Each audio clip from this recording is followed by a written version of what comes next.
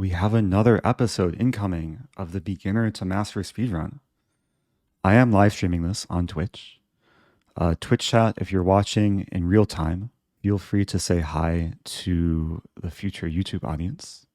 If you're watching in the future on YouTube, don't forget to follow on Twitch. Don't forget to subscribe on Twitch. It does help support the channel. If you have Amazon Prime, you can subscribe for free.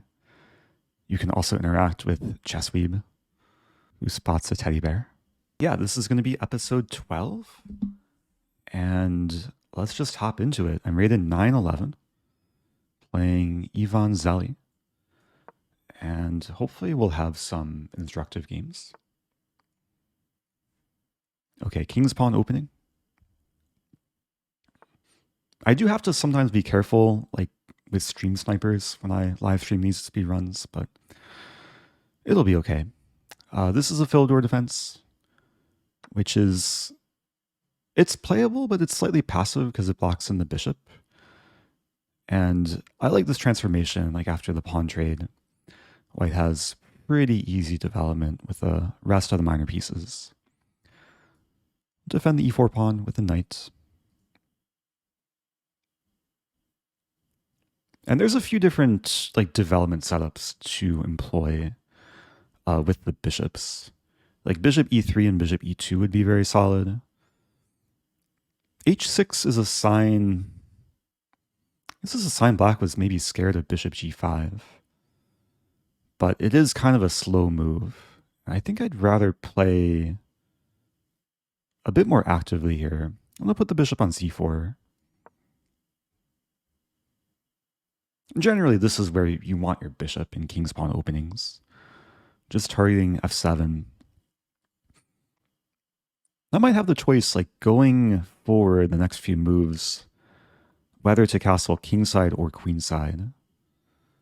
But kingside's probably a bit more natural. Yeah, let's castle kingside. So we can see black is a bit more passive, like a bit more restricted in their territory. It's one benefit of having the pawn more advanced early on. And generally in these sort of positions, like I don't want to trade unless there's a good reason for it. Like if I play knight takes c6, then black can take back, and I just help black activate and like breathe a bit more easily.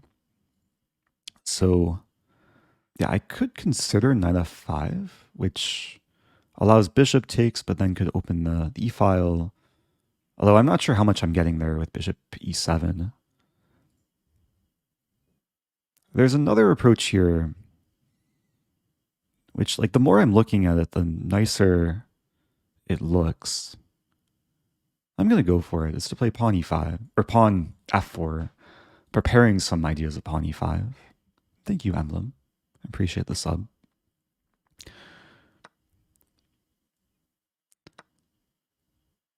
And there are cases where like pushing the f-pawn early in the game can be like really weakening, but I think in this case, because I'm castled and I really want to break in the center, like f4 is justified. And we see pawn c5, which does attack the queen.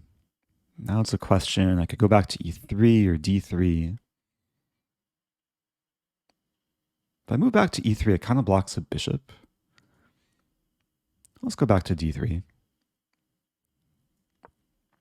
Yeah, and the drawback of playing c5 for black is now this pawn is what we can call a backwards pawn, because it's on the half-open file and it can't easily move forward because I'm just controlling d5 so many times.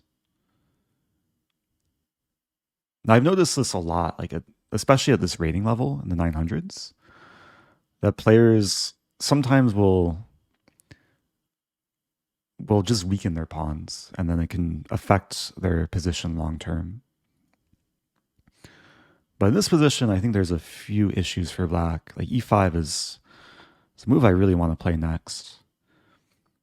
And yeah, if we calculate like pawn e5, let's say black takes, I take back, then the f-file opens and the knight's going to be pinned to the f-pawn.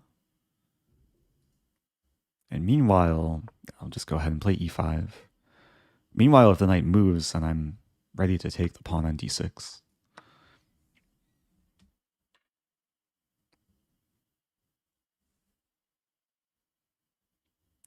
So I think like so far this is a nice example of like how black playing a little bit slowly in the opening can really have major consequences. Here it's still a question. Like if I take with rook, then I get triple forked. Knight takes e5. Taking with bishop, I think, makes the most sense. Which then forces a king to the f file. I'm very close to checkmating. We'll play bishop e6. Attacking the king, the bishop, and the knight. If the king goes back to e8, yeah, this is checkmate. So no mercy that game. Doesn't always work out that smoothly. But in this case, I think we saw a nice example of just like developing quickly, playing actively. There might be a lot of players who wouldn't play f4, like would maybe focus on completing development, which would be a fine approach. But sometimes when you can expand, especially when your opponent is underdeveloped, then it makes some nice sense. So that did feel like a blitz game. Like I played relatively quickly that game. But let's keep it going. Let's move on. Playing Sam Prousty. Another player in the 900s.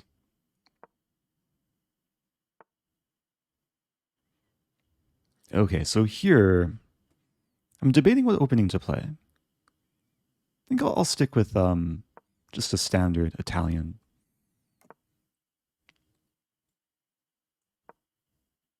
Yeah, white playing very normally so far.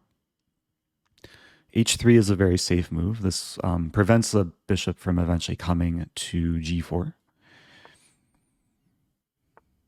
Now, I've had a lot of games in similar types of openings that have featured like early blunders from my opponents.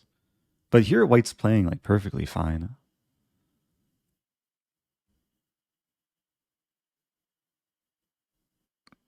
And here I'm actually debating, like if I castle, then d3, like maybe we can go into that. And I can try and show how to like fight for a win in a symmetrical position.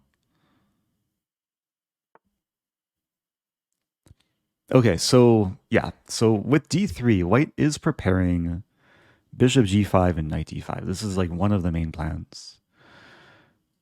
And there's a couple ways to deal with it. First of all, if I want, I could play h6, which just prevents bishop g5. But there's another move here which, like, I'm not sure if it's exact theory, but I kind of like the nature of it. I'm going to start with knight a5. Now, this is a move, like, it's not always that great, but in this case, it's justified because I'm basically forcing the trade of knight for bishop. Oops, remind me later. All these windows popping up. I have to update my software. So yeah, I'll just go ahead and take the bishop. And the other point of like getting the knight away from c6 is now I have pawn c6. So now the knight can no longer access d5.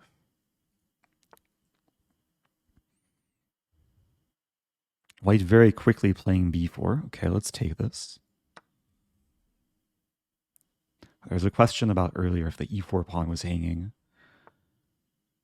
It actually may have been. Yeah, maybe I should have addressed that, but I can share after the game.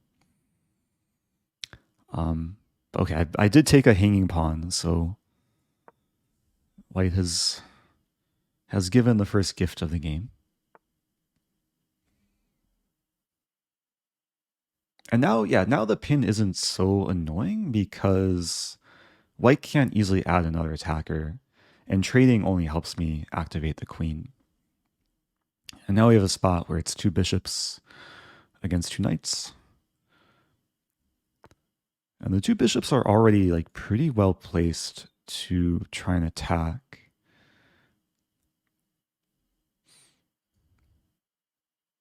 So I like the move here, queen g6, which just very simply aligns with a king, and it threatens bishop takes h3, which my opponent does not address. Now, the one thing I have to be aware of is if I play bishop takes h3, white can try the move knight h4. But in this case, I think knight h4, I'll just keep my queen on the g file, keep the pin, attack the knight.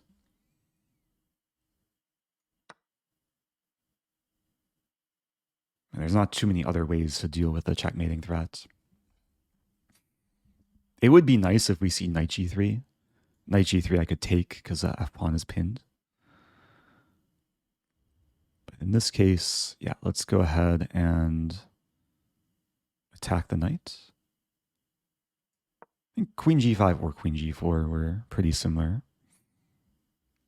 Now the problem for white is the knight's attacked. White would like to play g3, but then I take the rook. It doesn't seem like there's a great way to defend everything in white's position.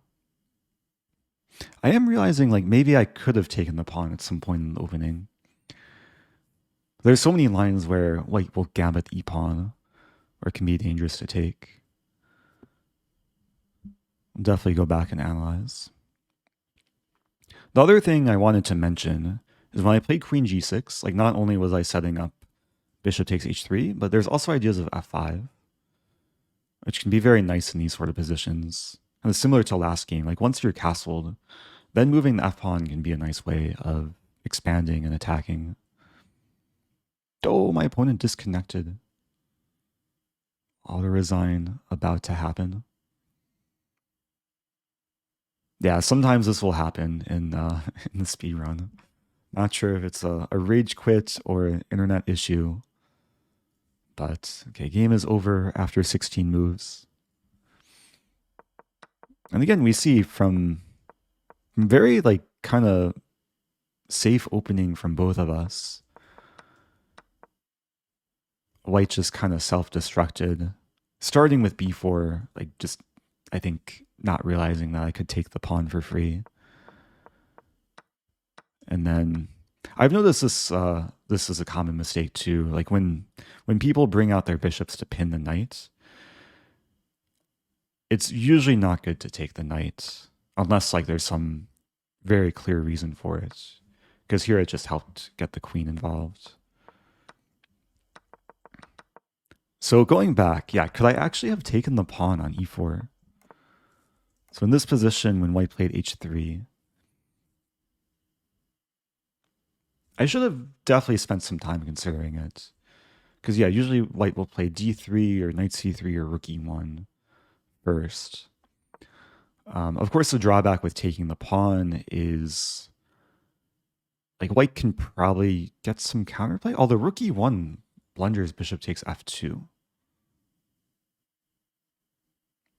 I'm checking with engine now, just curious.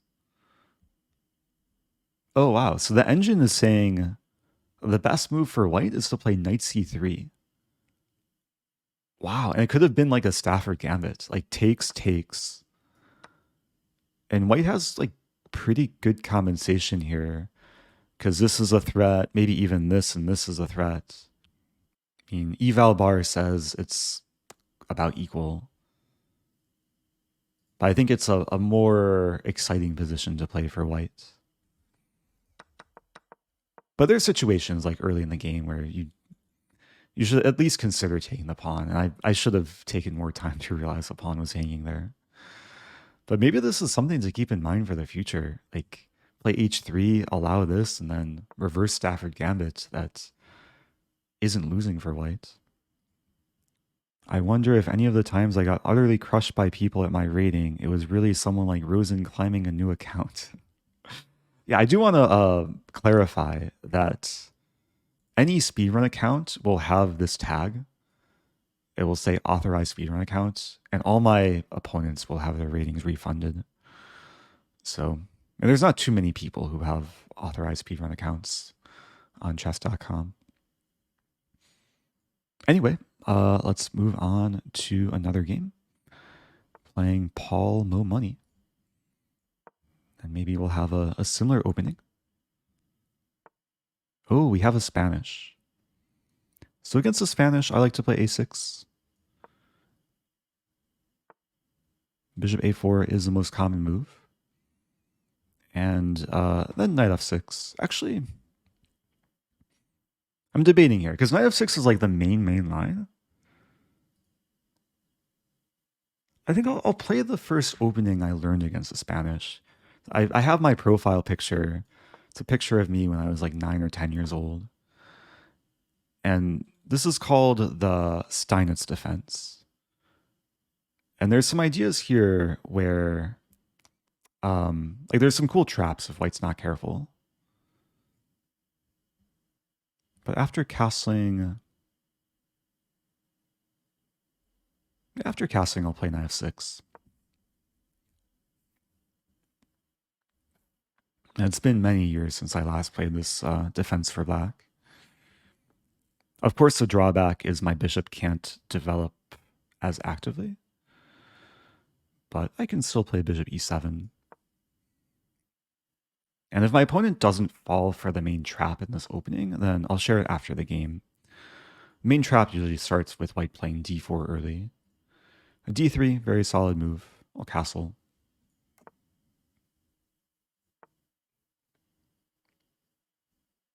And then, okay, pawn c3. So we're having kind of a more, what we call this, like more closed Spanish type position. And there are a few ideas going forward from here. Like there's a move here which I remember when I was younger, this sort of move would never cross my mind. But I think it's one of the more solid ways to play this position. And to understand the move, I guess I'll explain that this knight no longer really serves a purpose on c6. Like it's just restricted by white's pawn, and it would much rather be on a square like g6. But to get there, it can take a while. So, and even before g6, it would much rather be on a square like d7, because I want to fianchetto the bishop and have the bishop along the long diagonal. So the move I'm going to play is knight b8, which generally it's like not advised to put your pieces back on their starting squares out of the opening. But in this case, yeah, I just want to get the knight to d7, put the bishop on b7, and then later I can do this maneuver like rook e8, knight f8, and knight g6. And it's not easy for white to like punish me for this. I think the general principle is when, okay, I'm going to play knight d7, reinforce the pawn. Like when the position is more closed, then you have a bit more time to maneuver your pieces. But d4 is probably the most principled approach, like trying to challenge the center. My pawn and knight are necessary in reinforcing e5. Okay, let's play bishop b7. With queen d3, white is creating the battery. Thankfully, there's a pawn in the way.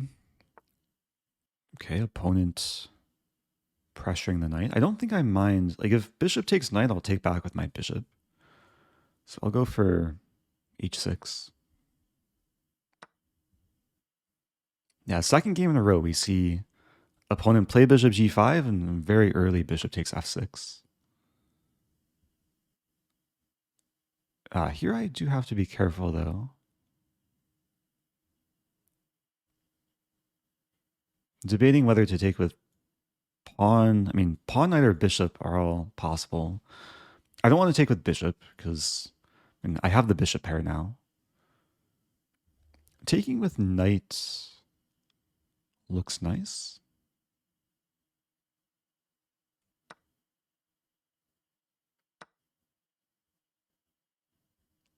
And yeah, if I take with bishop, then white has the possibility of like maybe even playing f4, and then if I take, there's e5, and white's threatening checkmates.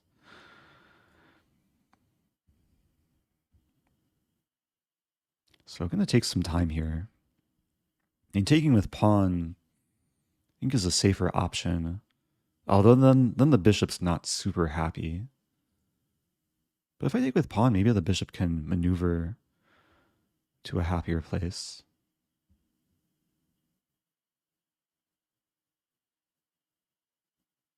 And the drawback of taking with bishop, like even if white doesn't play f4, which I don't know if that's even like so good. Like white could play this, and then the bishop's just a target in the center, and white has more space. So taking with pawn, then space is pretty balanced here. We both have pawns facing each other. I'm also fixing this pawn on e4, so it's very hard for this bishop to find life on that diagonal. Queen e3 is a sensible move. Queen e3. Let's improve the bishop and kick the queen. In doing so, I'm also kind of controlling d2, so it's going to be hard for the knight to develop there so soon.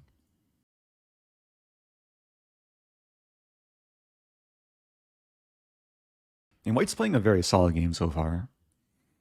I think there's just been some minor... And I think the biggest mistake from white was kind of a minor positional mistake of bishop takes knight. Okay, now I think we have the first major mistake of just giving the pawn. Now I can choose whether to take with pawn or bishop. And taking with bishop looks nicer. So now the bishop is a very strong piece.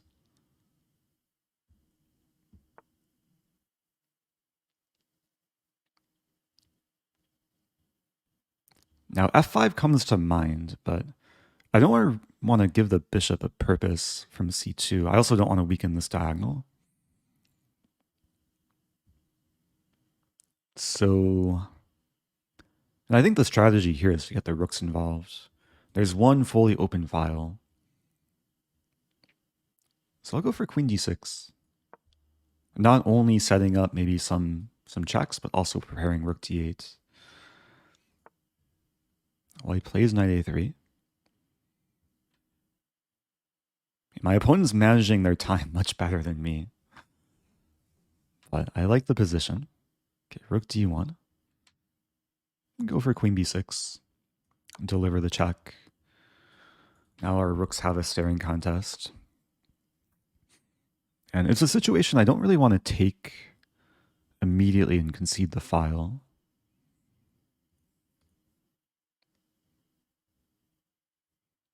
So what to do?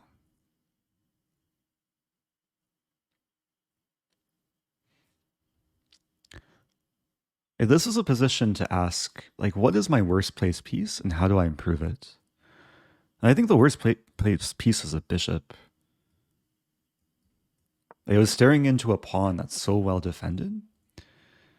And on c8, I mean, it's another case I'm moving a minor piece back to its starting square. I think now there's going to be ideas of bishop g4, like queen g6 and bishop g4 would be a nice setup. Can't do that right away. Have to save this bishop. But even bishop e6, like, have it more centralized. Okay, I have to move back again.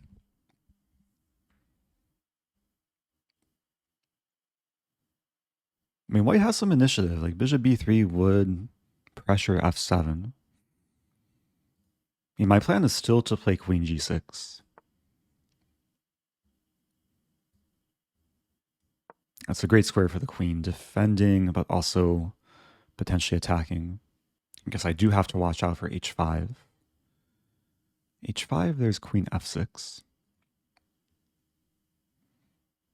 After the game, I'll do my best to answer questions from chat. Ooh, okay, so rook d1. I mean, I really want to play this, but then white can take with check. Still maybe playable. Another idea is to just block the file.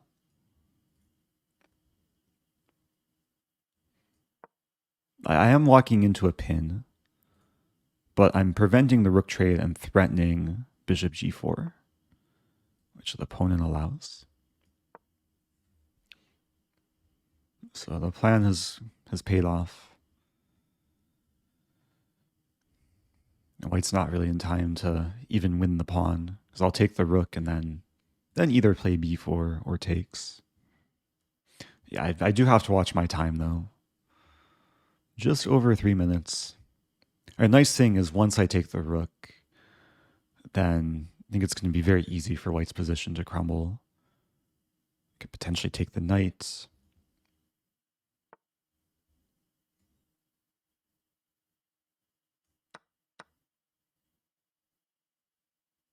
And now this pawn is hanging. Yeah, White probably should have taken with the bishop on d1. I'm not scared of c5. I'm going to say if c5, I'd have bishop e7, but there's also the idea of checkmating.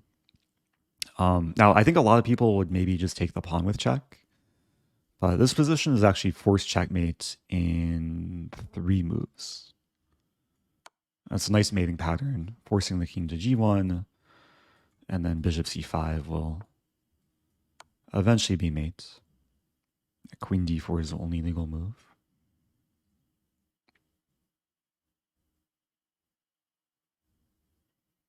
So a little bit of time to spare.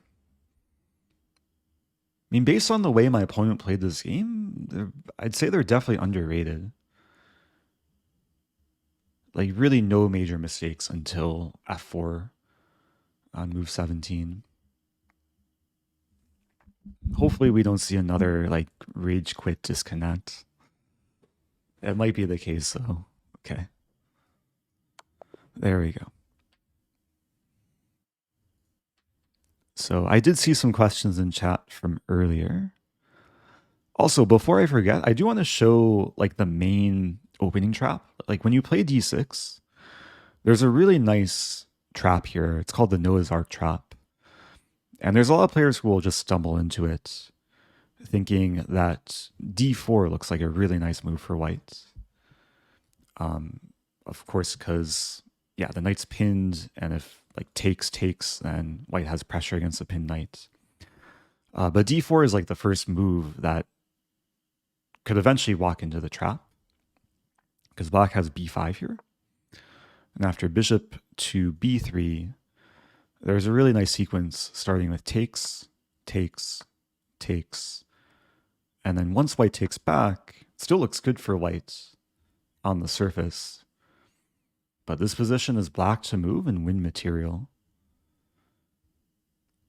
I first learned this as a kid, and then I got so many people with this over the years. Good job to the one person saying c5. Now, when you play c5, or when you're like considering playing c5, it's good to see that you're attacking the queen and you're threatening to trap the bishop and play c4. But it's actually a little bit more complicated because white has a move queen d5. And at first it looks like black is losing material. Because, okay, mate is threatened, the rook is threatened. If you play c4, you lose the rook, and it's not good for black. So in order to play c5, you have to know what to do next. Yeah, good job. The same person saying bishop e6, defending f7 and a8. But then white plays queen c6. And from here, black can block the check with the bishop. And when the queen moves back, now white only has one threat because the rook's defended. And yeah, rather than playing bishop e6 back and maybe going for a draw, black can play c4. Preventing the mate threat, trapping the bishop. I've probably had this position at least a dozen times over my early chess career. And then sometimes white will like take, and then castle, and then blunder more material with bishop b5. So it can snowball downwards pretty quickly for white. But anyway, this is it's a very solid and also tricky approach to playing the Spanish. I mean, my opponent didn't fall for the trap, and then we got We got an interesting battle into the middle game. I know knight b8. Knight b8 is a very high-level move. Maybe it's not the best move. There's a different variation in the Spanish called the briar, which usually starts with knight b8 in a similar position. And it's really just a matter of getting the ideal setup for the pieces. There's a question about b4 at some point. Oh yeah, when white played knight a3, I wanted to keep the pawn on b5, restricting the knight. Although b4 maybe would be interesting, because if knight here, then queen here could potentially win material. But from a positional standpoint, I didn't really want to allow the knight to centralize. All right, I think I'll do one more. We'll have a longer episode, a new 10-minute game. Rated 938, playing Halp e7. And we have a Sicilian. So against the Sicilian, I'm going to play an approach that I don't think I've played yet in the speedrun. The most common approach is to play open Sicilian with d4. And then there's a lot of different variations black can choose from. But there's another approach to play the move c3 here, which very simply prepares pawn d4. I'm really just aiming to keep the game on my turf, and also trying to build up a big center. It's like when I play pawn d4, then after takes, already have 2 pawns in the center, have pretty easy development as well.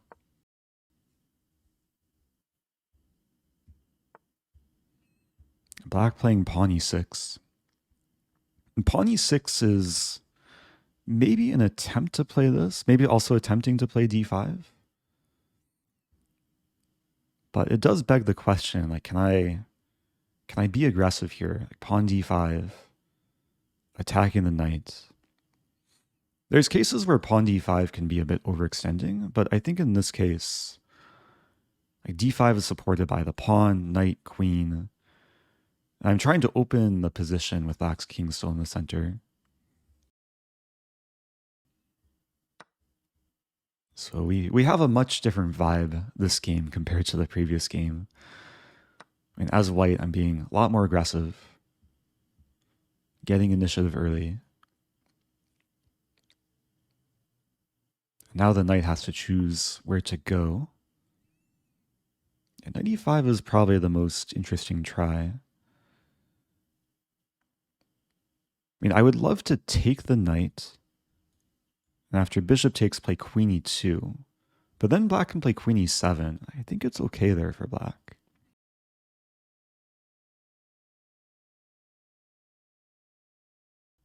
I mean, there is an idea to play pawn d6. Actually taking some time to consider the options. I would also really like to castle and just get my king safe as soon as possible. Yeah, I think I'll take once.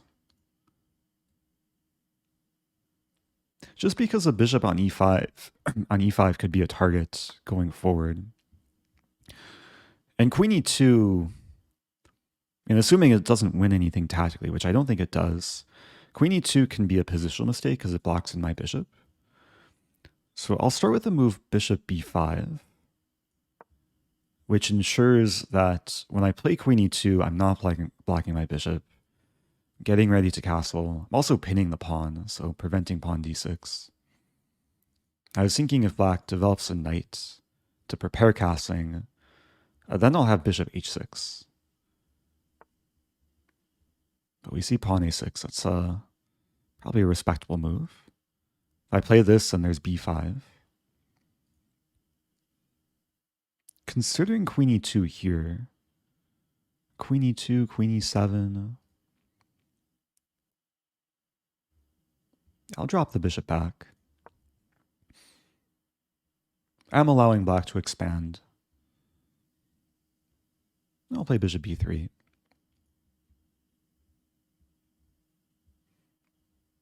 I mean, really, I have 2 goals in this position. The first goal is to castle and get in rook e1. And then secondly, I want to prevent black from castling. Yeah, let's start with bishop to b3.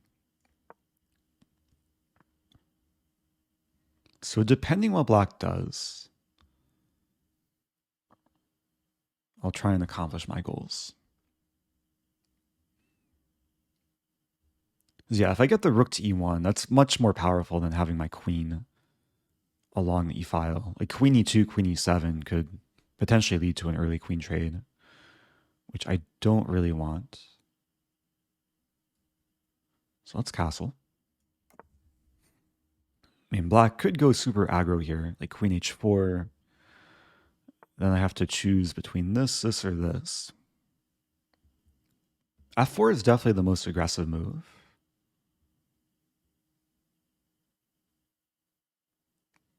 I kind of like f4. Just forcing the bishop to retreat. And there's a pretty big benefit. Like once the bishop does retreat, it's no longer going to be defending d6. And then I can strike with knight e4.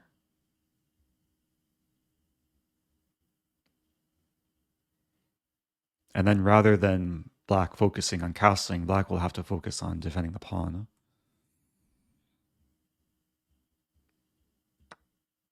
Ooh. Okay, so the bishop trades off. So no more chance to play knight e4. The benefit here, though, for white is I have the two bishops. But I also, I mean, I'm most happy about having the dark square bishop, with black having a lot of dark square weaknesses on the king side. And I'll start here with queen d4. I mean, rook e1 is also possible. Maybe I should take some time. And the problem with rook e1 is, let's say king f8. Then my queen is tied down to the rook. I really would like the queen to come to the center. Yeah, let's start with queen d4. I'm not only pinning the knight, but I'm setting up a tactic here. If black's not careful and castles, then I was going to play g3. Now g3 would lose the game. But I might as well take the rook with check first. The thing is, when I take the rook, I have to make sure I have a follow-up. I think I can just play h3. I'm not seeing how black can make good progress.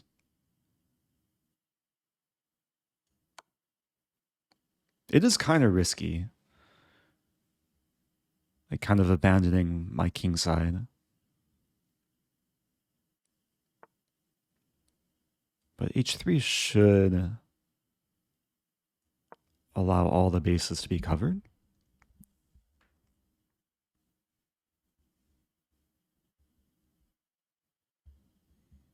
And if I can just not get mated and not lose back material, I should be good. Up a full rook here. Knight's attacked. In a situation like this, black would really like to look for ways to maybe expose the king and somehow get perpetual, but it's just not easy to do with just the queen and the knight.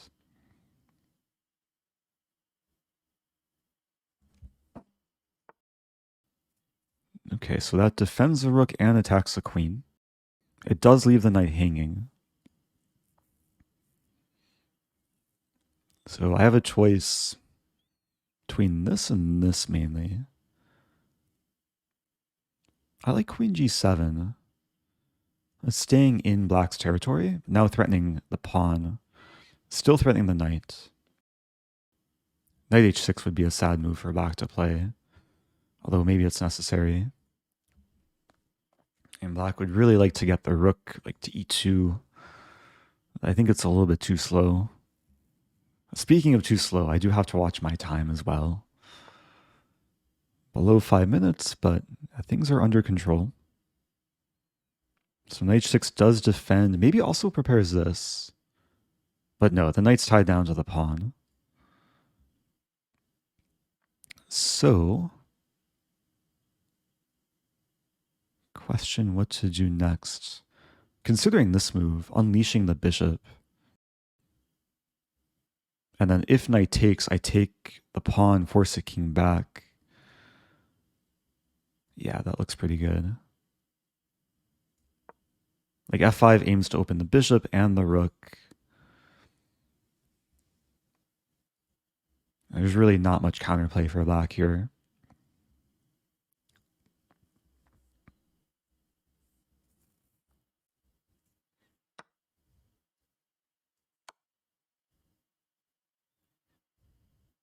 And once the king goes back, then the rook can't really get in. Oh, but the knight goes back.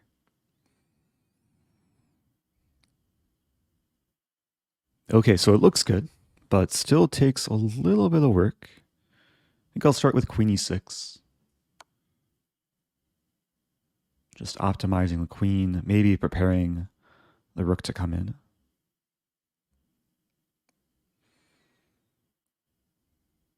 And here, yeah, I think here it's just a matter of adding more pieces to the attack. And there's a nice move. Is there a nice move? I was about to blunder my bishop. Bishop here, queen takes, and I just want to get the rook to e1. So maybe bishop f4 is simplest.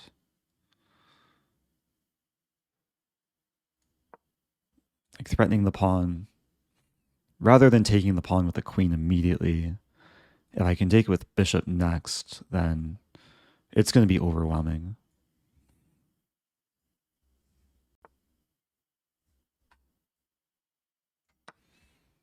I think a lot of this stemmed from black like not being able to castle early. Even stemmed from like d5 so early on. Never loosening the grip. So the queen does defend from a distance. I'm very, very close to checkmate here. I mean, generally in these positions, you want to consider the checks and the forcing moves. But I think the simple approach, just rook e1, like everything's covered. The queen and bishop defend any shenanigans. And now there's 3 attackers against a knight. Yeah, after this game, I can show how my opponent could have improved. I played an opening which probably isn't the most common at this level. Opponent threatening mate in 1. Good try.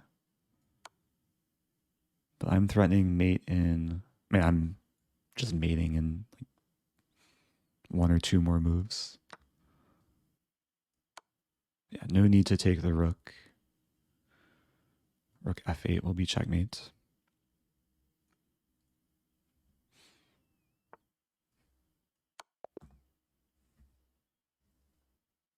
So yeah, let's try and provide some lessons for the black player. I am assuming that like if I had played d4, then my opponent probably would have been happy to go into what's called the accelerated dragon. This is a very, very nice opening. Like also very kind of beginner-friendly opening. Black aims to exert pressure in the center and develop actively, sometimes gets in d5 quickly. But when white plays c3 so early, like usually if white plays c3 on move 2, or in this case on move 3, black should react a bit differently. Because when black plays g6, I was very happy to just control the space, and we saw how that transformed into a much bigger advantage. So, like if you're playing black here, there's generally two mainstream moves. One is knight f6, which simply aims to counterattack the pawn, and then it usually provokes e5, and then knight d5, then d4, and then this is a whole like rabbit hole of theory. Takes d6, but black can get by with this. But there's another move here which is usually my choice, is to play pawn d5, and this resembles kind of a delayed Scandinavian. But the point is, after takes, black is kind of taking advantage of the fact that there's no knight c3, so pawn is taking away the square from the knight. And even if white plays d4, then black can usually leave the queen here and just develop in a more active manner. So I guess for anyone that plays Sicilian, if your opponent plays c3 early, you should keep in mind this move d5. It can lead to just more pleasant positions to play for black. So I think that's going to be the last game of this episode. If you're watching in the future on YouTube, say goodbye to Twitch chat. If you're watching live on Twitch, say hi or bye to the future YouTube audience. Also, stay tuned for the next episode where I'll probably, hopefully, make my run towards 1000 ELO. Okay, got some Twitch chatters here. Yeah, goodbye.